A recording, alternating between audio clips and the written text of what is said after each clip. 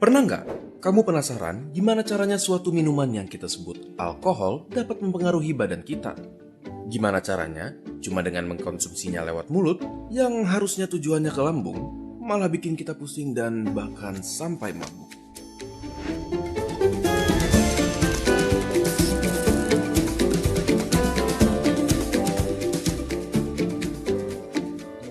Coba kita mulai dari alkoholnya sendiri. Apa yang kita kenal dengan alkohol yang dikonsumsi manusia sering juga dikenal dengan sebutan etanol, merupakan senyawa yang kecil. Lebih kecil lagi. Sedikit lagi? Oke. Kenapa sekecil itu? Karena etanol bisa melewati celah yang sangat ketat. Bahkan di salah satu barrier atau pelindung terpenting yang ada di tubuh kita. Coba bayangkan, senyawa-senyawa ini membaur ke dalam saluran darah kita secepat 20 menit bahkan di saat perut kita penuh. Namun, yang sebenarnya membuat kita sampai bisa merasa pusing adalah fakta bahwa senyawa alkohol bahkan membaur ke dalam otak kita. Tapi, bagaimana caranya? Otak kita dilindungi oleh suatu lapisan bernama blood-brain barrier yang fungsinya adalah meregulasikan komponen di dalam darah yang bersirkulasi ke dalam otak. Tapi, karena ukuran senyawa etanol yang sangat kecil, dia dapat dengan mudah menembus blood-brain barrier melalui darah melewati pertahanan tersebut. Inilah yang dapat membuat kita merasa pusing, mual, dan lain-lainnya. Terlalu banyak alkohol dapat memperburuk efek-efek tersebut dan bisa saja membuat kita tidak sadar sama sekali terhadap lingkungan sekitar sekalipun. Kita bisa menjadi terlalu percaya diri, bisa saja muntah, jatuh tidak sadar, dan bahkan koma atau meninggal. Secara alami, hati kita dilengkapi dengan perlengkapan yang memadai untuk menghancurkan senyawa alkohol ini. Tetapi, itu berarti meminta hati kita untuk bekerja lebih keras, lebih dari yang seharusnya.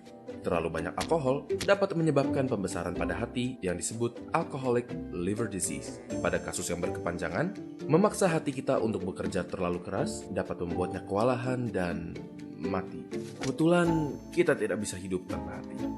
Tidak hanya itu, alkohol juga mengganggu produksi darah di dalam sumsum tulang dan mengakibatkan anemia, suatu kondisi di mana tubuh kita tidak mempunyai cukup banyak sel darah merah dan dapat mengakibatkan kelelahan dan bahkan mengancam nyawa jika berlanjut terlalu parah. Jadi, seberapa banyak alkohol yang bisa kita minum? Jawaban yang benar adalah tidak sama sekali. Suatu penelitian menunjukkan bahwa meminum alkohol 1 hari saja meningkatkan kemungkinan berkembangnya masalah kesehatan sebanyak 0,5% dibanding mereka yang tidak mengkonsumsinya.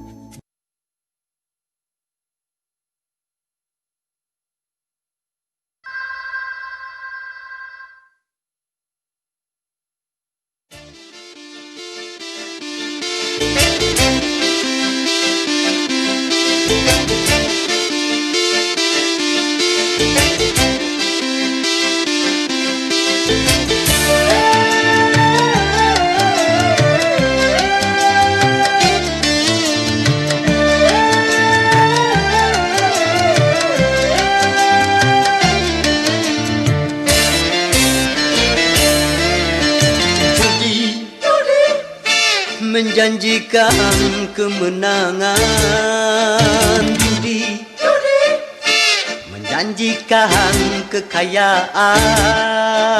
Bohong, kalaupun kau menang, itu awal dari kekalahan. Bohong, kalaupun kau kaya, itu awal dari kemiskinan. Judi meracuni kehidupan.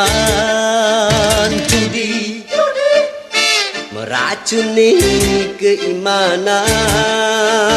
Pasti karena berjudian orang malas dibuai harapan. Pasti karena perjudian perdukunan ramai menyesatkan.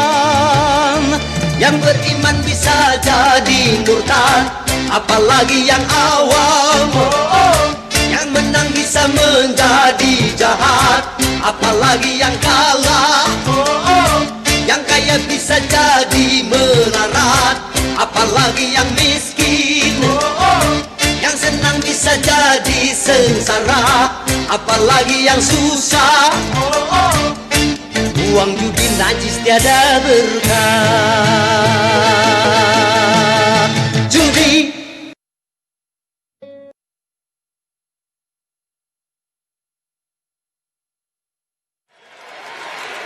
Gara-gara basket sekolah, Salman dan sekolah tetangga berantem. Ada yang jadi korban luka ringan, bahkan sekolah mereka jadi sulit untuk berteman. Dua sekolah itu memang sudah jadi musuh bebuyutan sejak dulu. Diturunkan dari generasi ke generasi, tanpa harus tahu alasan, siswa baru pasti otomatis langsung saling bermusuhan. Begitulah kekerasan, seperti api. Awalnya kecil, bisa membesar, merembet, meluas, dan berkepanjangan. Sekali menyala sulit dipadamkan, apalagi kalau apinya terus diberi bahan bakar, membentuk lingkaran kekerasan. Misalnya saja konflik SARA di Ambon. Mulanya cuma perkelahian dua pemuda, tapi merembet jadi perang antar dua umat agama. Memanjang hingga 5 tahun, korbannya 5.000 orang dan puluhan ribu orang mengungsi. Hingga kini lukanya mungkin masih terasa. Ada 3 buah busuk yang dihasilkan kekerasan. Disingkat, jadi kekerasan. Kekacauan. Saat kerusuhan 98 terjadi, orang-orang menjarah dan merusak.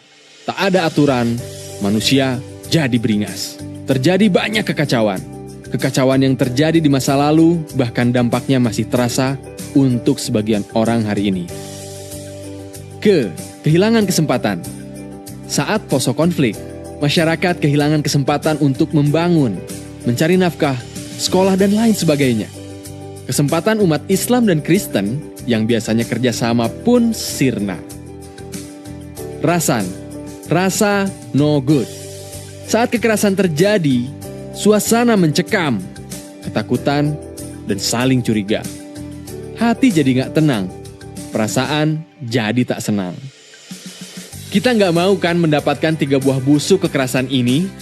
Karena itu, gunakanlah otak kita. Otak yang mana? Di otak kita ada beberapa bagian. Ketika terjadi konflik, biasanya otak reptil kita akan bereaksi dengan melakukan tempur atau kabur. Tapi ada juga bagian neokorteks. Bagian ini berfungsi untuk berpikir. Nah, kalau reptilian kita aktif, maka fungsi neokorteks akan ketutup untuk melakukan hal yang logis. Jadi, ketika ada konflik, tetaplah tenang. Agar neokorteks kita yang bekerja untuk menyelesaikan masalah. Saat terjadi konflik, jangan sekali-kali pilih cara kekerasan. Masih ingat simpang 9? Pilih simpang yang tengah, yaitu mengambil jalan perdamaian. Dengan cara saling memaafkan atau berkonsiliasi untuk memutuskan lingkaran kekerasan. Bila kita bisa mengalahkan api dengan air, maka kita bisa melawan benci dengan cinta. Karena sekali kita memilih jalan kekerasan, maka api kecil menyala. Api itu akan membesar dan menjalar. Jika itu terjadi, maka api akan sulit dipadamkan. Lebih mudah menghindari menyalakan api daripada memadamkannya. Lebih baik tempuh cara non-kekerasan dalam menyelesaikan masalah. Meskipun cara non-kekerasan belum tentu berhasil, tapi cara kekerasan pasti tidak akan berhasil.